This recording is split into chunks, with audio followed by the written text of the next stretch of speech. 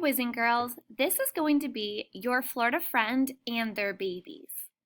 So what I want you to do is make sure on Epic you went and found about your Florida friend and their babies and looked at some pictures and listened to some facts.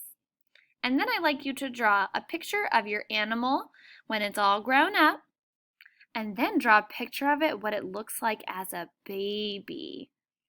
And then down here I would like you to answer, they are the same because blank. What's about them that's the same? And then they are different because blank. For example, maybe I picked a deer and I drew a deer here with their big horns. And then over here, a baby deer is a fawn and it does not have horns and it has spots.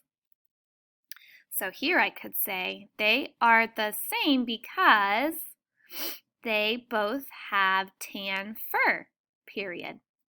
Then I could say they are different because the baby has white spots, period. Now, of course, if your Florida friend is not a deer, that's not what you would write. So whatever your Florida friend is what you do on this page. Make sure it's your Florida friend here as an adult and here as a baby. And then they are the same because, and they are different because. I can't wait to learn about your Florida friend and their baby.